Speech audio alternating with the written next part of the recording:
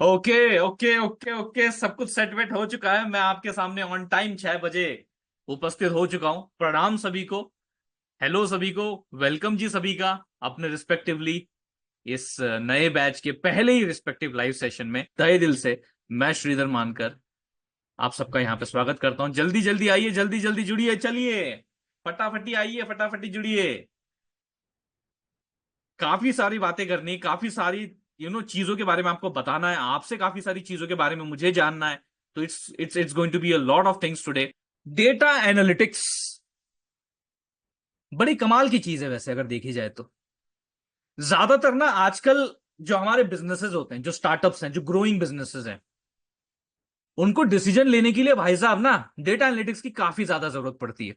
एक सिंपल सा एग्जांपल मैं आपको देता हूं, उसके बाद हम आगे बढ़ते हैं, फिर पाइथन के साथ शुरुआत करते हैं, क्योंकि डेटा एनालिटिक्स के लिए ये बेसिक इंफॉर्मेशन देना जरूरी है। आपका सीईओ भाई साहब आपके सामने बैठा हुआ है, आपके कंपनी का, आप जहां पे भी इंप्लॉय हो, ठीक है। उस सीईओ ने बोल दिया भाई, 1 साल की तो बात छोड़ी दो, 1 महीने की बात करते हैं। 1 महीने का भैया सेल्स डेटा आपके सामने पड़ा हुआ है, यानी कि 5-10 प्रोडक्ट्स हैं जो आपकी कंपनी बेचती है। अब वो प्रोडक्ट्स कहां बेचे गए, किस लोकेशन में बेचे गए, कितनी क्वांटिटी में बेचे गए, ये सारा डेटा जो है टेबुलर फॉर्म में आपकी कंपनी जो है स्टोर करके रखती है। जो कि हर हर कंपनी भैया अपना data, volume data, stock data, salary data, credit data, ये सारा प्रकार का डेटा जो है स्टोर करके रखती है। हर एक की फ्रीक्वेंसी अलग होती है, कोई मंथली बेसिस पे रखता है, कोई वीकली बेसिस पे रखता है, कोई डेली बेसिस पे रखता है, कोई एनुअल बेसिस पे रखता है। चलो इसको मंथली पकड़ लेते हैं, और अहमद जी बस इस एनोटेशन को थोड़ा सा मिटा दीजिएगा, ठीक है, ताकि हम आगे बढ़ सके। ठीक। तो अब यहां पे बात करते हैं अपन। देखिए थोड़ा सा ब्रेक हो जाता है ना, थोड़ा सा अगर मैं थोड़ा सा भी अगर ऑफ द वर्ड चले जाऊं तो थोड़ा ब्रेक हो जाता है, तो डोंट वरी, होता रहता है, कोई नहीं। हाँ जी, तो मैं बात ये कर रहा था कि अगर आप मान लीजिए वो डेटा अपने डेटाबेस में से लेके डायरेक्टली, वो टेबुलर फॉर्म में जो डेटा है, उसमें कम से कम लेट से मिलियंस ऑफ रिकॉर्ड है। आप मान लीजिए आपकी कंपनी भैया अमेजॉन की तरह, ई कॉमर्स की तरह भैया बहुत बढ़िया चल रही है, तो आपके प्रोडक्ट धड़ल्ले से बिक रहे हैं भाई, बहुत अच्छी तरह बिक रहे हैं। तो आपका मिलियंस ऑफ रिकॉर्ड है, यानी कि मिलियंस ऑफ लोगों ने लेट से उसको खरीदा हुआ है। तो अब ये जो मिलियंस ऑफ डेटा का रिकॉर्ड है, वो आप अपने सीईओ के सामने रख देते हो। सीईओ को बोलते हो सर ये देखो हमारे प्रीवियस मंथ का परफॉर्मेंस। क्या लगता है सीईओ खुश होगा, शाबाशी देगा? क्योंकि भाई अब सीईओ को अभी जो करंट मंथ चल रहा है, based upon the previous month sale, उसको ये डिसाइड करना है, डिसीजंस काफी सारे लेने हैं उसको, कि भाई किस प्रोडक्ट के ऊपर ज्यादा मार्केटिंग करनी चाहिए, किस प्रोडक्ट के ऊपर कम मार्केटिंग का पैसा खर्च करना चाहिए, किस प्रोडक्ट का मैन्युफैक्चरिंग कम करना चाहिए, किसका ज्यादा करना चाहिए, बेस्ड अपॉन द सेल्स जो कि प्रीवियस मंथ में हुए थे। तो ये सब डिसीजन तो लेने हैं। अब मान लीजिए आपने ये मिलियंस ऑफ रिकॉर्ड वाला टेबुलर डेटा उनके सामने रख दिया। अब वो स्क्रोल कर रहे हैं उसको, एक एक एक एक करते हुए स्क्रोल कर रहे हैं वो, स्क्रोल कर रहे हैं वो,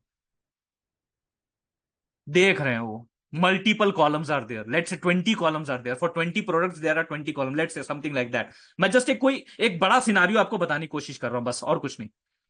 इतनी बड़ी चीजें वहां पे चल रही है। चलो ठीक है भाई, मान लो वो एकदम अच्छा सीईओ है, वो पढ़ रहा है सारी चीजें, आराम से टाइम लेके पढ़ रहा है। कितना टाइम लगेगा पूरी चीज पढ़ने में, पूरी चीज समझने में, पूरी चीज अंडरस्टैंड करने में, और उसके बेसिस पे डिसीजन लेने में? शायद महीना लग जाए, शायद महीना लग जाए भाई। और जिस महीने में आपको डिसीजन लेने थे, उस महीने में तो सिर्फ आपको भैया पढ़ने का टाइम लग गया, वो समझने का टाइम लग गया। तो ये तो कोई अच्छा अप्रोच नहीं है। बट इंस्टेड ऑफ दैट अगर मैं बीआई टूल्स का इस्तेमाल करूं, बिजनेस इंटेलिजेंस टूल का, देखो ना नाम में business intelligence tool, business intelligence, मतलब भाई साहब यहां पे आप intelligently business, data driven decision taken business आप यहां पे करने वाले हो। तो जो भी डेटा है, अगर मैं उनको विजुअल रिपोर्ट्स में रख दूं, तो विजुअल रिपोर्ट्स के जरिए पेश करूं, तो विद इन सेकेंड्स आपका सीईओ एक डिसीजन ले पाएगा, विद इन सेकेंड्स।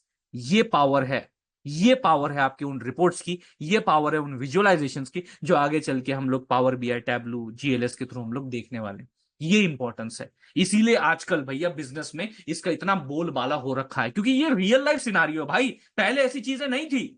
पहले जो एक्सेल, चलो मान लीजिए पहले बहुत पुराने काल में जो एक्सेल है, वो भी कुछ विजुअलाइजेशन सपोर्ट करता था पहले। अब तो भैया काफी ज्यादा आ गया, लेकिन पहले बहुत सारे विजुअलाइजेशन। बट जो एफिशिएंसी, जो वे ऑफ रिप्रेजेंटेशन, जो ईज ऑफ रिप्रेजेंटेशन और जनरेशन ऑफ अ रिपोर्ट है, जो पावर बीआई में है, जो टैब्लू में है, वो जीएलएस में है, वो आपको एक्सेल में नहीं देखने को मिलेगा। एक्सेल है पावर लाइक बहुत ज्यादा स्ट्रांग है, फंडामेंटल भी है, लेकिन फिर ये टूल अलग से क्यों बनाया अगर वो पहले से था तो? कुछ तो डिफरेंस है ना, वही चीज मैंने आपको अभी बताई। तो this is what you need to understand. ये एक बेसिक इंट्रोडक्शन है जो कि आपको इनिशियली पता होना चाहिए। अब उसमें आ जाते हैं भाई, देखिए पाइथन ये प्रोग्रामिंग लैंग्वेज, ये पाइथन प्रोग्रामिंग लैंग्वेज के बारे में आपको जानना जरूरी है, चाहे आप किसी भी डेटा इंडस्ट्री में काम कर रहे हैं। डेटा साइंस की बात कर लो, डेटा इंजीनियरिंग की बात कर लो, डेटा एनालिटिक्स की बात कर लो, कुछ भी कर लो भाई साहब, ये तीन मेन पिलर्स हैं आपके रिस्पेक्टिव इस डेटा इंडस्ट्री के। तो भाई उसमें आपको पाइथन प्रोग्रामिंग लैंग्वेज आनी ही चाहिए। क्या पता भाई साहब जो अगला इसका इवॉल्व वर्जन होगा उसमें भाई पाइथन लैंग्वेज का बहुत ज्यादा कंपल्शन हो जाएगा, बहुत ज्यादा यूज हो जाएगा। बात समझ रहे हो? तो इसीलिए यहां पे हम लोग जो है पाइथन से शुरुआत करने वाले हैं। बेसिक फंड है, ज्यादा भी कुछ नहीं, हम लोग थोड़ा सिलेबस में भी डिफरेंस है कुछ एक हाथ दो पॉइंट्स का, तो उस हिसाब से हम लोग यहाँ पे चीजें कवर करने वाले हैं। आज इंट्रोडक्शन सेशन ही तो ज्यादा हैवी नहीं लेंगे। आप देख सकते हैं वैसे भी बहुत ज्यादा टाइम हो चुका है, तो हमारे पास लगभग लगभग बचे हुए सिर्फ 45 मिनट्स के आसपास ही है। तो उसमें हम एक बेसिक इंट्रोडक्शन देंगे। उसके लिए हमारे पास सबसे पहले होना चाहिए पाइथन इंप्लीमेंट करने के लिए सिस्टम के अंदर एक टूल, एक सॉफ्टवेयर, जिसकी मदद से हम अपना पाइथन प्रोग्राम को एग्जीक्यूट कर सकेंगे। कौन सा है वो? नाम आपके सामने दिखाई दे रहा होगा, एनाकोंडा नेविगेटर। शायद आपने इसके बारे में पहले सुना होगा, यूज नहीं किया होगा हो सकता है, या फिर सुना भी नहीं होगा, ऐसा भी हो सकता है। तो I am considering all the possible cases. तो भाई साहब ये एक ऐसा जरिया है, ये एक ऐसा टूल है जिसके अंदर जुपिटर नोटबुक नाम का एक सॉफ्टवेयर, या फिर आप ऐसे कह सकते हैं कि यार एक आपका ऐप है, जिसमें हम सेल बाय सेल हमारे रिस्पेक्टिव पाइथन कोड को इंप्लीमेंट करते हैं। और हर सेल में it's like a question I am giving and output में एक आंसर मिलता है। इसीलिए मैंने कहा था कि आपका जो रिस्पेक्टिव फाइल रहेगा ना, वो आपके नोट्स हैं, कोड फाइल आपके नोट्स हैं। Question answer, question answer, question answer, इस तरीके से चीजें हमारी रहने वाली है। तो सर जी बस यही ऑप्शन है क्या, और कुछ नहीं है क्या? और अरे बहुत सारे ऑप्शन है भाई, क्या पूछ रहे हो? बहुत सारे ऑप्शन है, पाईचार्म है, विजुअल स्टूडियोज है, स्पाइडर है, बहुत सारे ऑप्शन है भाई। यहां तक कि अगर मान लो आप कुछ इंस्टॉल अपने सिस्टम में करना भी नहीं चाहते, आप गूगल कोलैब यूज कर लो, ऑनलाइन है वो। गूगल अकाउंट से किसी भी लॉग इन कर लो, उसके बाद भैया रिस्पेक्टिवली उसको क्या करना है आपको, जस्ट गूगल कोलैब पे जाइए, उसको लाइक लॉग इन कर लीजिएगा, और वो फ्री है, ऐसा कोई दिक्कत नहीं है। वहां पे आपको सिर्फ ऑनलाइन जो अपना कोड, जैसे आप जुपिटर नोटबुक रन करोगे उसी तरीके से वहां पे भी रन करना है। It's the same thing. तो अगर कुछ इंस्टॉल नहीं भी करना तो भी ऑप्शन है, कुछ इंस्टॉल करना है तो ये कर लीजिएगा। तो सारे ऑप्शंस अवेलेबल मैं आपके सामने ओपन रख रहा हूं, मेरा काम है ऑप्शन बताना। अब आपका है भैया काम कि आप किसको लाइक आगे बढ़ के किसके ऊपर काम करना चाहते हैं। तो चलिए ठीक है, एनाकोंडा नेविगेटर पे भैया क्लिक करता, और यहाँ पे एनाकोंडा नेविगेटर की जैसे मैं बात कर रहा था कि टूल अपने को चाहिए, मांगता है, वी वांट दैट टूल। अगर टूल चाहिए तो भाई सब डाउनलोड तो करना पड़ेगा। तो चलिए यहाँ पे डाउनलोड नाउ का जो ऑप्शन आपको देखने को मिल रहा है उसके ऊपर क्लिक करके देख लेते हैं। तो चलिए डाउनलोड नाउ पे मैंने क्लिक किया। अब यहाँ पे आप रजिस्टर कर भी सकते हो, आप अपना ईमेल आईडी दे भी सकते हो, या फिर अगर ना भी देना चाहे तो स्कीप रजिस्ट्रेशन पे आप क्लिक कर सकते हो। जैसी स्कीप रजिस्ट्रेशन पे मैं क्लिक करता हूं तो यहाँ पे भाई देख लीजिए डायरेक्टली आपको डाउनलोड फॉर मैक का ऑप्शन दिख जाएगा। यहाँ पे देखिए, अब जैसे तो ऑप्शंस तो बहुत सारे, विंडोज के लिए भी, मैक के लिए भी, लिनक्स के लिए भी, जो भी आपके सिस्टम के लिए सूटेबल होगा वो आप चेक कर सकते हैं। लेकिन जनरली यहाँ जाने की जरूरत नहीं पड़ेगी, क्योंकि यहाँ पे वो इंटेलिजेंटली डिटेक्ट कर लेगा कि आपका सिस्टम कौन सा है, किस सिस्टम में आपने रिस्पेक्टिवली ब्राउजर में ये साइट ओपन की है। तो वो पता कर लेगा ये मैक है, तो जैसे अब ये मेरा मैक सिस्टम है, तो उस हिसाब से उसने डिटेक्ट कर लिया कि भाई साहब मैक के ऊपर इसको डाउनलोड करना है। तो जैसे ही आप इस पर क्लिक कर दोगे तो आपके पास एक डाउनलोड फोल्डर में एग्जीक्यूटेबल फाइल आ जाएगी। उसको आपको खाली क्या करना है, रन करना है। रन करना है, डबल क्लिक करके रन पे क्लिक कर देना है। जैसे कि नॉर्मली कोई भी आप अपने सिस्टम में सॉफ्टवेयर, कोई गेमिंग, कोई एप्लीकेशन इंस्टॉल करते हो ना, वैसे ये एक रिस्पेक्टिव एप्लीकेशन है जो कि आपको अपने सिस्टम में इंस्टॉल करनी है। एग्रीमेंट अगर होगा तो एक्सेप्ट, एग्री कर लेना है, next next next next next next next next next next next, finish, बात खत्म। इतनी सी बात है। अगर कुछ एक्स्ट्रा ऑर्डिनरी स्टेप्स होते तो मैं ऑब्वियसली डेफिनेटली आपको बताता, बट ये जनरल फ्लो है आपके एनाकोंडा नेविगेटर को डाउनलोड करने का। तो यही चीज मैं आपको यहाँ पे बता रहा हूँ, इस तरीके से सिंपली आपको फंडा जो है हो जाएगा। इसमें आपको कोई भी दिक्कत दुविधा वाली बात आएगी नहीं, एक बार ये चीज हो जाती है। एक बार नहीं जी, नहीं नहीं नहीं विकास जी, नहीं नहीं नहीं, नहीं नहीं नहीं। ठीक है, तो अब तो मैं यहाँ पे दे दिया, मैंने आंसर दे दिया चैट में, लेकिन अब मैं होल्ड पे रहूंगा। मैं एट द एंड ही भैया फिर जो आंसर्स होंगे वो दूंगा, ठीक है। अभी फिलहाल के लिए तो जो है ये वाला फंडा हो गया। इंस्टॉल जैसे ही हो जाता है भैया आपका एनाकोंडा नेविगेटर लॉन्च करो ना। तो एनाकोंडा नेविगेटर कहाँ है भाई? Where is Anaconda navigator? ये देखो जी, आगे आपके समक्ष आपको देखने को मिल रहा होगा एनाकोंडा नेविगेटर। अब यहाँ पे देखिए एनाकोंडा नेविगेटर आपके सामने है, इसका होम टैब जो है वो ओपन है। होम टैब इज ओपन, और इसमें कई सारे एप्लीकेशंस आपको देखने को मिल जाएंगे, बहुत सारे भाई, लेकिन इसमें से सभी इस्तेमाल किए ऐसी वाली बात नहीं है। हम यहाँ पे यूज करने वाले हैं Jupyter notebook, specifically for Python वाली जो बातें होंगी, या जो डेटा विजुअलाइजेशन हम उसके आगे एक्सटेंशन में करने वाले हैं मैटप्लॉटलिब उसके जरिए, तो वो हम लोग जुपिटर नोटबुक में ही करने वाले हैं। तो we need to we need this particular application, क्योंकि ये सारी एप्लीकेशन ही हैं। अब सबसे बड़ी बात मैं यहाँ पे एक और चीज शेयर करना चाहूंगा रिस्पेक्टिवली, जो यहाँ पे इस पॉइंट पे बहुत इंपॉर्टेंट है, वो है इन्वायरमेंट्स टैब। यहाँ पे देख रहे हो होम के बाद नीचे इन्वायरमेंट्स टैब है। ये ज्यादातर कोई बताता नहीं है, लेकिन मैं बताना चाहूंगा, बहुत इंपॉर्टेंट है। आप अपने अलग अलग टास्क के लिए अलग अलग एनवायरनमेंट बना के रख सकते हैं। जैसे फॉर एग्जांपल मेरे को मैट प्लॉट लिप के लिए भाई एक अलग विजुअलाइजेशन करना है, तो उसके लिए भैया एक अलग मैं एनवायरनमेंट बना के रखता हूँ। C1 के लिए अलग है, या कोई और भी पाइथन का टास्क है, इन जनरल कोई एल्गोरिदम इंप्लीमेंट करना है, तो उसके लिए आप अलग अलग एनवायरनमेंट बना के रख सकते हो, चीजें सेपरेट रख सकते हो। अब एनवायरनमेंट मतलब क्या होता है? It's nothing but you can in simple words consider it as a collection of libraries, या फिर एट्रीब्यूट्स, या फिर फीचर्स, है ना? कि भाई ये चीजें जो है ना, मतलब जैसे फॉर एग्जांपल किचन का एनवायरनमेंट क्या रहता है? उसमें तीखा रहता है, नमक रहता है, हल्दी रहती है, आटा रहता है, पापड़ रहता है, बराबर है ना? ये सब चीजें आपको बाथरूम में देखने को मिलेंगी नहीं, क्योंकि इनका वहां बाथरूम में कोई इस्तेमाल ही नहीं है। बाथरूम में तो भैया शैम्पू, साबन, ये वो सारी चीजें जो रहती है वो रहती है चीजें।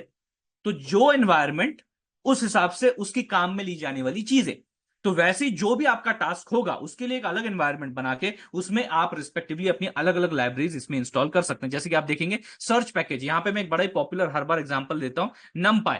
अब जैसे मैंने नमपाई लिख दिया यहाँ पे, तो गौर से देखिए यहाँ पे नमपाई मेरा ऑलरेडी इंस्टॉल्ड है। यहाँ पे अगर नॉट इंस्टॉल्ड, अगर आपको यहाँ पे नमपाई दिखाई नहीं दे रहा होगा तो नॉट इंस्टॉल पे जाइए, यहाँ पे जाके आप उसे इंस्टॉल कर सकते हैं। यानी कि आप अपना एक एनवायरनमेंट के अंदर कुछ स्पेसिफिक जो भी लाइब्रेरीज अपने को रिक्वायर्ड होंगी उनको यहाँ पे डाउनलोड इंस्टॉल कर सकते हो बिना किसी दिक्कत दुविधा के। तो ये तो होगी भैया इन जनरल एनवायरनमेंट की बात, ये तो आगे और होती रहेगी जब जब इसका रेफरेंस आएगा। अभी फिलहाल के लिए इतनी बात आप समझ लीजिए, ठीक है? होम पे आ जाते हैं, फाइनली लॉन्च पे क्लिक करते हैं, और लॉन्च पे क्लिक करते ही भाई साहब मेरे को क्या दिख रहा है? ये नहीं दिख रहा मेरे को ये ऐसा कुछ तो दिख रहा है।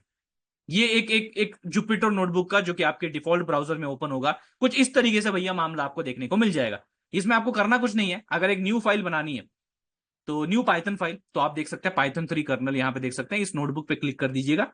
एक नया पाइथन नोटबुक आपके सामने कुछ इस तरीके से ओपन हो जाएगा, जहां पे आपको ये जो दिख रहा है अभी ग्रीन बॉक्स, उसे कहते हैं सेल, जिसके अंदर हम अपना कोड लिखते हैं। It's like I am asking question in that cell, and as a output I am getting answer to that question.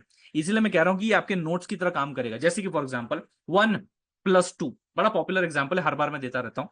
1+2 addition कर रहे हो ना, क्वेश्चन ही तो है। It's like a question you are asking to the system. तो 1+2 जब मैं करता हूं, और आपको इसे रन करने के लिए एक तो ये आपके पास देखिए रन बटन ये भी है, ये भी है, और साथ ही साथ आप शिफ्ट एंटर भी क्लिक कर सकते हो। तो जैसे मैं शिफ्ट एंटर क्लिक करता हूं, आउटपुट देखिए, आउटपुट आ रहा है 3। यानी कि यहां जो इनपुट रहेगा उसी हिसाब से आउटपुट रहेगा, जो इनपुट रहेगा उसी हिसाब से आउटपुट। तो देखिए ना, ये हो गया ना आपका क्वेश्चन आंसर, ये आपका क्वेश्चन, ये आपका आंसर।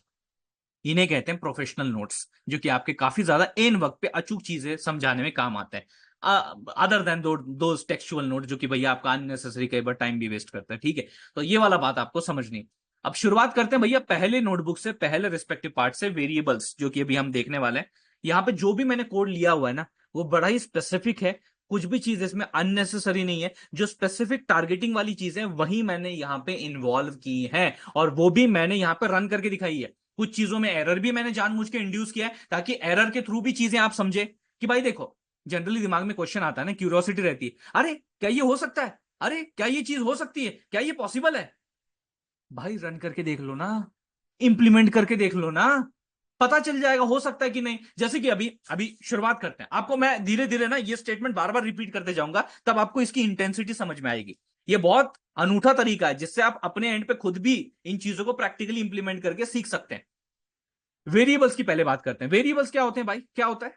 कोई नहीं, अपना रिस्पेक्टिव किचन में रखा हुआ वो डब्बा नहीं है, स्टील के डब्बे होते हैं, उसमें पापड़ रखते हैं, आटा रखते हैं, वही है, कंटेनर है भाई ये वेरिएबल। ये कंटेनर है, और वो आटा पापड़ जो है ना, ये हमारा डेटा है।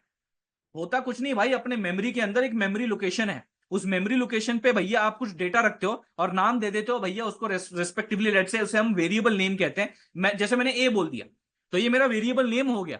अब अगर मुझे रिस्पेक्टिव वो डेटा चाहिए होगा, जैसे कि मैंने वेरिएबल ए को डेटा दे दिया 5, वेरिएबल ए को दे दिया डेटा 5। जनरली आपने देखा होगा वो जो डब्बे होते हैं स्टील के डब्बे, बड़े कंफ्यूज हो जाते हैं ना, कि किसमें आटा था, किसमें पापड़ था, किसमें मिर्च थी, किसमें हल्दी थी, है ना? कंफ्यूज हो जाते हैं। तो हम क्या बोलते हैं मम्मी को, मम्मी एक काम करो ना, उस पर पर्ची लगा दो ना, पर्ची पे लिख दो कि इसमें आटा है, इसमें पापड़ है, इसमें हल्दी है, इसमें मिर्ची है, बराबर है कि नहीं? तो भाई ये कुछ नहीं, ये जो नाम है ना, ये वो पर्ची ही है, ये वो पर्ची ही है, ताकि हम इस रिस्पेक्टिव डेटा को इस पर्ची यानी कि इस नाम से तुरंत क्विकली एक्सेस कर सके तो नाम देना जरूरी है, तो इसे हम कहते हैं वेरिएबल का नाम, वेरिएबल नेम। आगे इसकी और डिटेल्स देखेंगे कि क्या क्या नियम कानून तौर तरीके होते हैं, रूल्स होते हैं वेरिएबल नेमिंग में, वो भी देखने वाले हैं।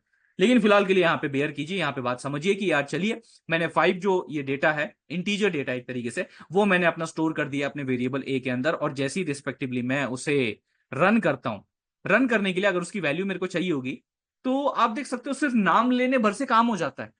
मैंने कुछ और लिखा क्या, मैंने सबसे पहले स्टेप में असाइन किया 5 वैल्यू टू ए, उसके बाद खाली मैंने नाम लिया उस वेरिएबल का ए, मैंने उसको पुकारा, उसने तुरंत भाई साहब उधर गया लोकेशन पे, उधर से डेटा फेच करके लाया और मेरे को आउटपुट में आंसर दिखा रहा है। 5, सिंपल सी बात है, ये पूरा फ्लो है, ऐसी काम चल रहा है। तो क्या ये सबके साथ होता है? हाँ जी बिल्कुल, सभी आप डेटा टाइप भी देखने वाले हैं, अलग अलग डेटा टाइप के साथ सभी सेम चीज ही है, डेटा ही कंसिडर करते हैं उनको। जैसे अब मान लो ये स्ट्रिंग है, सिंगल कोट ले लो डबल कोट ले लो, तो यहाँ पे भैया उन दोनों को ही पाइथन के अंदर स्ट्रिंग ही क्लास कंसिडर किया जाता है। ओके, तो लेट्स से अब एक एक प्रॉब्लम बताता हूं मैं आपको। ये जो है वेरिएबल बी, उसे वैल्यू दे दिया श्रीधर। आप गौर से देखना, आपने बोला था ना सर नाम लेते ही काम हो जाना चाहिए, उसकी वैल्यू आ जानी चाहिए, तो देखिए सर मैंने यहां पे बी का भी नाम लिख लिया और ए का भी नाम लिख लिया। अब सर दोनों की वैल्यू प्रिंट होनी चाहिए, अब सर दोनों की वैल्यू प्रिंट होनी चाहिए, श्रीधर भी प्रिंट होना चाहिए, 5 भी प्रिंट होना चाहिए, लेकिन सर आउटपुट में सिर्फ 5 दिख रहा है। ये क्या झोल झपाटा है सर, ये क्या चीज चल रही है, ये क्या बवाल है, ये तो समझ में नहीं आ रहा। समझना वाली बात बड़ी सिंपल है, यहां पे जो लेटेस्ट वाला वेरिएबल है, जो लेटेस्ट वाला नाम है ना, सिर्फ उसी की वैल्यू फेच होती है और उसी की वैल्यू आउटपुट में दिखती है। जैसे कि ए की वैल्यू 5 है तो वही दिख रही है, लेकिन जो लास्ट से पहले जितने भी प्रीवियस अगर आपने नाम लिखे होंगे वो डिस्प्ले हो ही नहीं रहे। तो बोले सर ये तो भला बड़ा गलत तरीका है सर, ये तो गुंडई है सर, ये तो मतलब एक की मान रहे हो बाकी की नहीं मान रहे हो, ये नहीं चलेगा सर। तो क्या कर सकते हैं सर? तो एक जुगाड़ है, एक जुगाड़ है, अगर ये प्रॉब्लम है तो इसकी एक सॉल्यूशन है, वो है भाई प्रिंट मेथड। प्रिंट मेथड भाई आपको कितने चाहिए, आपको एक रिस्पेक्टिव सेल में 100 200 कितने कितने करने हैं, कितने वेरिएबल का डेटा डिस्प्ले करना आउटपुट में, जितने करने प्रिंट में डालो ना। प्रिंट एक ऐसा मेथड है जो कि आपकी इस रिस्पेक्टिव वेरिएबल का नाम लेता है, एक्सेप्ट करता है और वहां जाके उसकी वैल्यू फेच करके आपको आउटपुट में दिखाता है। तो देखिए यहाँ पे वैल्यू ए की भी प्रिंट हो गई और श्रीधर की भी प्रिंट हो गई, तो एक साथ भैया सारी चीजें आपको यहाँ पे देखने को मिल जाएंगी। थोड़ा आगे बढ़ते हैं, रिस्पेक्टिवली यहां पे बात करते हैं कि देखो यार इंटीजर वाला तो बात है, और बेसिक बेसिक डेटा टाइप से अभी आप थोड़े से लाइक इतने भी अनजान नहीं होंगे। जैसे आंकड़े होते हैं, नंबर होते हैं, टेक्स्ट होता है, स्ट्रिंग बोलते हैं अपन, इन जनरल बात कर रहा हूँ, कैरेक्टर अल्फाबेट स्ट्रिंग बोलते हैं उसको, डेसिमल पॉइंट वैल्यूज होते हैं उनको हम फ्लोट कहते हैं। तो अगर मैं ऐसा कुछ करना चाहूं आगे, तो और डिटेल में हम और भी डेटा टाइप्स है, लिस्ट टपल डिश भाई साहब बहुत सारी चीजें हैं, वो तो मैं बताने वाला हूं। लेकिन फिलहाल के लिए यहाँ पे हम कंसिडर करते हैं कि क्या ऐसा हो सकता है कि जो ये 5 इंटीजर नंबर आंकड़ा जो भी बोलना है बोल लीजिए, जो दिखाई दे रहा है, क्या इसको मैं जबरदस्ती जबरदस्ती इसको स्ट्रिंग में कन्वर्ट कर सकता हूं? जबरदस्ती इसको मैं, अब जो इंटीजर है तो इंटीजर में ही होगा कन्वर्ट, ऑब्वियस ही बात है, तो ये कोई इतनी बड़ी बात नहीं है। ओके, इसको आप इग्नोर कर सकते हो, ये सेम ही बात हो गया कि यार इंटीजर है और उसको भाई साहब इंटीजर में कन्वर्ट किया जा रहा है, so it's not a big deal. Now this is a big deal, क्या मैं उसको जबरदस्ती इस इंटीजर को फ्लोट में कन्वर्ट कर सकता हूं? बिल्कुल कर सकते हो। इसके लिए अपने खुद के इस डेटा टाइप्स के मेथड्स अवेलेबल है, str for string, int for integer, float for float, आगे भी देखेंगे, लिस्ट सेट टपल डिक्शनरी के लिए भी अवेलेबल है, यहां तक कि कॉम्प्लेक्स नंबर के लिए भी अवेलेबल है। ये सब चीजें मैं आगे बताने वाला हूं। अब यहाँ पे एक्स वाई जेड जो है ये क्या वेरिएबल्स है, ये क्या करते हैं, जबरदस्ती करके भैया 5 को स्ट्रिंग में कन्वर्ट किया और उसको एक्स वेरिएबल में स्टोर किया। इसमें तो कोई जबरदस्ती नहीं किया, सेम टाइप था, तो कन्वर्जन में कोई ज्यादा दिक्कत भी नहीं है, तो यहां पे आ गया, इसको फ्लोट में कन्वर्ट करके जेड को दे दिया। अब देखिए मैंने एक्स वाई जेड वेरिएबल की वैल्यू प्रिंट की तो वो कुछ इस तरीके से दिखाई दे रही है, लेकिन मैं कंफर्म कैसे करूं कि इनके साथ जो जबरदस्ती कन्वर्जन किया गया है ये सच में सक्सेसफुल हुआ है या नहीं? मेरे को टाइप कौन बताएगा, मेरे को टाइप कौन बताएगा कि भाई इस रिस्पेक्टिव वेरिएबल के अंदर कौन से टाइप का डेटा है, इंटीजर है, स्ट्रिंग है, फ्लोट है, लिस्ट है, बुलियन है, कॉम्प्लेक्स है, टपल है, सेट है, डिक्शनरी है ना? भाई मैं सभी बता दिया, सभी डेटा टाइप बता रहा हूं यहाँ पे एक एक करके। तो वो कैसे पता चलेगा? टाइप मेथड के जरिए। मैंने प्रिंट मेथड के अंदर कुछ नहीं भैया, एक टाइप मेथड ले लिया और उस टाइप मेथड को दे दिया वेरिएबल। अब ये टाइप मेथड ज्यादा कोई बड़ी बात नहीं करता, ये सिंपली जाता है, विजिट करता है उस लोकेशन को, वहां पे डेटा को देखता है, डेटा का चेकअप करता है और पता करता है कि अच्छा तू इंटीजर है, अच्छा तू स्ट्रिंग है, तो ये वो पता करता है उसका टाइप क्या है, और वही टाइप आपको यहाँ पे फाइनली देखने को मिल जाएगा जो कि सक्सेसफुल है। एक्स के अंदर भैया 5 का आंकड़ा स्ट्रिंग बना के डाला था, तो देखिए वो स्ट्रिंग है। वाई के अंदर भाई साहब अब ये इंटीजर है तो इंटीजर ही रहेगा, कोई बड़ी बात नहीं है, पहले ही बताया था। जेड जो इंटीजर 5 था उसको फ्लोट में जबरदस्ती करके भैया उसको कन्वर्ट फ्लोट किया है। तो भाई कोई भी बात बिना प्रूफ के नहीं करते अपन, जो भी चीज है वो सीधी सीधी यहाँ पे प्रूफ के साथ आउटपुट के साथ दिखा रहे हैं। एक और बात करते हैं, जो कि अब मैं क्वेश्चन पूछने वाला हूं आपको।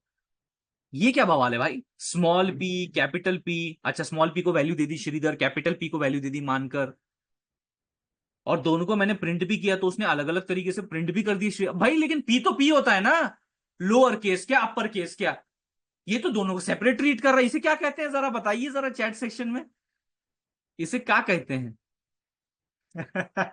इसे बताइए क्या कहते हैं यार। ये एक पी जो है लोअर केस में, एक अपर केस में। हाँ जी विजय जी, हाँ जी कोमल जी। कोमल जी आप तो नो कह रहे थे, आपको तो पता है केस सेंसिटिविटी। बेसिक बातें तो पता है आपको भी। हाँ तो देखिए, यही मैं कहता हूं भाई, सी लैंग्वेज ना सीख लेनी चाहिए, बड़ी इंपॉर्टेंट है वो भी। प्रोग्राम वो फंडामेंटल लैंग्वेज है, उससे काफी सारी चीजें जो है ना वो यहाँ पे अपने को क्लियर हो जाती हैं आगे फर्दर, अगर कोई प्रोग्रामिंग लैंग्वेज सीखनी भी होगी तो मुझे बताइए ये क्या केस सेंसिटिव है पाइथन प्रोग्रामिंग लैंग्वेज या नहीं, यस और नो, है या नहीं? मतलब आंसर आपके सामने, देखिए कोड मैंने करके रख दिया है एग्जाम्पल के साथ, एकदम crystal clear to the point example के साथ मैंने बोल दिया है। अब आप बताइए केस सेंसिटिव है या नहीं। भगत जी कह रहे हैं यप, आदित्य जी कह रहे हैं यस, विकास जी कह रहे हैं वाई। ओ माय गॉड, विकास जी इतनी मेहनत काय कर रहे हो यार आप, यस का भी वाई ले लिखा आपने। हर जी भी काफी ज्यादा मेहनत कर रहे हैं, वाई में ई एस छोड़ दिया, वाई से ही क्लियर हो जाएगा ना, तो समझ जाओगे आप यार, काहे मेहनत करवा रहे हो यार आप हमसे हैं, ऐसे मतलब यार ऐसे करते हो यार आप। फिर विवेक जी बोलते हैं हम ज्यादा मेहनत करेंगे। विवेक जी बोलते हैं हम ज्यादा मेहनत करेंगे सर, है आप कंजूसी कंजूसी ना करिए सर, हम काफी एस लगा देंगे है। चलिए तो ये बात तो क्लियर होगी कि ये लैंग्वेज केस सेंसिटिव यहाँ पे देखने को आपको मिल जाएगी। अब इसमें भी एक और चीज मैं बताना चाहूंगा कि जैसे कि प्लस पी और मतलब कैपिटल और जो स्मॉल लोअर केस पी है, उसके बीच में अगर आप प्लस, यानी कि सिंपली अगर दो स्ट्रिंग्स के बीच में अगर आप प्लस का इस्तेमाल करोगे ना, दो स्ट्रिंग्स के बीच में अगर आप प्लस का इस्तेमाल करोगे तो वो काम करता है एज अ कॉन्कैटिनेशन, यानी कि जोड़ीकरण, जोड़ी लगाता है। ये यहां से एक स्ट्रिंग लेता है, यहां से एक स्ट्रिंग लेता है, उसको जोड़ देता है, जोड़ देता है। कॉन्कैटिनेशन मतलब जोड़ीकरण, जोड़ी लगा देता है। ये देखिए स्मॉल पी की वैल्यू है श्रीधर और कैपिटल पी की वैल्यू है मानकर, तो देखिए जोड़ी लगा दी उसने। लेकिन जब यही प्लस ऑपरेटर जब दो नंबर्स के बीच में लगाया जाता है तो वो एडिशन परफॉर्म करता है। ए की वैल्यू 5 है, वाई की वैल्यू 5 है, और जब भैया 5 + 5 होता है तो 10, मतलब सिंबल एक, ऑपरेटर एक, और उपयोग अनेक। वाह भाई साहब वाह, ये चीज यहां पे देखने को मिल रही है। लेकिन फिर कुछ क्यूरियस स्टूडेंट्स होते हैं, वो बोलते हैं सर 1 मिनट, दो स्ट्रिंग्स के बीच में प्लस लगा है तो कॉन्कैटिनेशन, दो नंबर के बीच में प्लस लगा है तो एडिशन। अगर मैं ऐसा करूं sir, just out of curiosity, मुझे पता है इसका सर कोई सेंस नहीं बनता, बट चलो सर मेरे दिमाग में तो आ रहा है ना क्वेश्चन, आई नो इसका कोई यूज भी नहीं है, लेकिन फिर भी सर क्यूरियोसिटी है।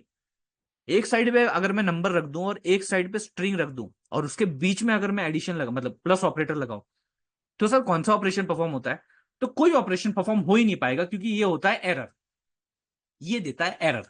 ये सीधा सीधा बोलता है अनसपोर्टेड ऑपरेंड टाइप। वो बोलता है प्लस कहां लगाने की कोशिश कर रहे हो भाई तुम, इंटीजर और स्ट्रिंग के बीच में प्लस लगा रहे हो भाई, तुम क्या वाहियात हरकत कर रहे हो यार, ये चीज ना चॉल्वो, ये बिल्कुल भी ना चॉल्वो, ये क्या चीज कर रहे हो आप, बात समझ में आ रही है?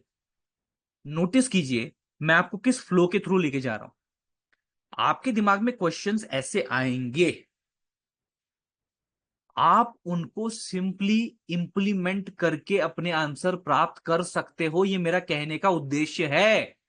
अगर मैंने आपको in between the integer add करके दिखा दिया, in between the string add करके दिखा दिया है, और अगर आपके दिमाग में यह सवाल आ रहा है कि सर जी आप मुझे बताइए कि इंटीजर और स्ट्रिंग के बीच में अगर मैं प्लस ऑपरेटर यूज कर लूं तो आप बताइए सर कि इसका आंसर क्या होगा, मैं कहता हूं कि आप एक बार ट्राई क्यों नहीं करते?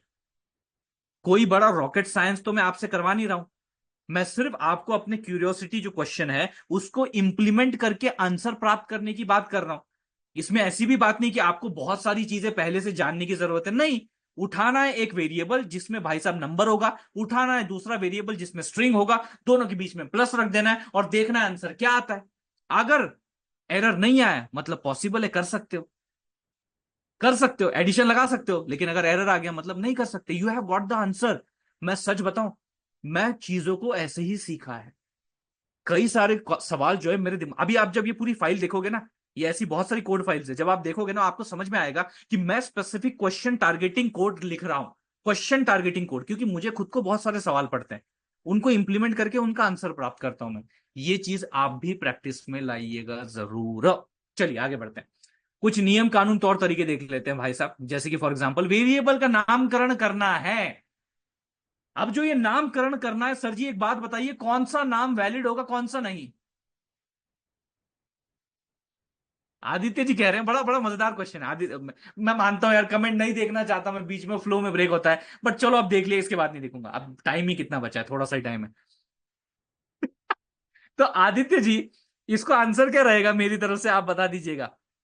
ट्राई करके देखो ना, कुछ नहीं करना। आदित्य जी ने जो वो लाइन लिखी ना, प्रिंट वगैरह, ये इसको कॉपी करो, अपने सेल पे पेस्ट करो और शिफ्ट एंटर करो। कितना टाइम लगता है? 2 सेकंड लगते हैं। 2 सेकंड लगते हैं भाई, 2 सेकंड में आंसर मिल जाएगा कि क्या होता है। बात क्लियर है? बात सिंपल है, ये करके देखिए, ये करके देखिए। लिटरली व्हेन यू, मतलब इससे देखिए, प्रश्नों के उत्तर जब मिलना शुरू होते हैं ना, और वो भी स्वयं के एक्शन से, खुद के एक्शन से, that is the point where you gain the confidence. मैं तो आपके कई सारे प्रश्नों के उत्तर यहां पे इस कोड के थ्रू तो देने ही वाला हूं, वो तो देने ही वाला हूं, बट जो कॉन्फिडेंस आपको अपने खुद के क्वेश्चन को खुद से सॉल्व करने पे मिलेगा ना भाई, वो अलग लेवल होता है। आई नो अभी तक आप मेरी इस बात पे विश्वास नहीं करोगे, बट जैसे जैसे आप इसे इंप्लीमेंट करोगे ना, you will realize, you will realize that particular thing. चलिए आगे बढ़ते हैं। जैसे मैं बोल रहा था, वेरिएबल्स के नामकरण करने के लिए भाई अलग अलग तौर तरीके, नियम कानून एग्जिस्ट करते हैं। तो देखिए, जैसे फॉर एग्जांपल मैं अपने वेरिएबल का जो भी, मतलब कोई भी नाम रख सकते हो, जैसे मैंने अभी ABCD स्मॉल नाम रखा था, छोटा सा, आप कोई भी बड़ा नाम भी रख सकते हो।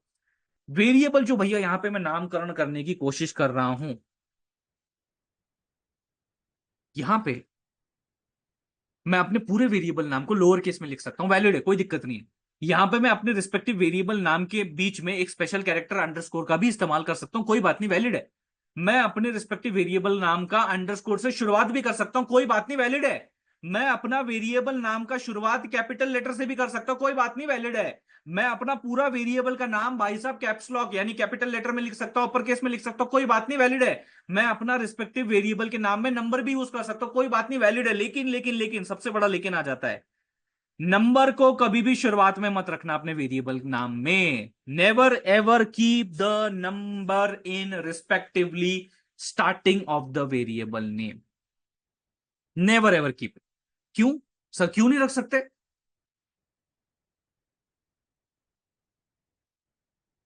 सिंपल, एरर चाहिए आपको, नहीं चाहिए ना, तो ये करने का नहीं।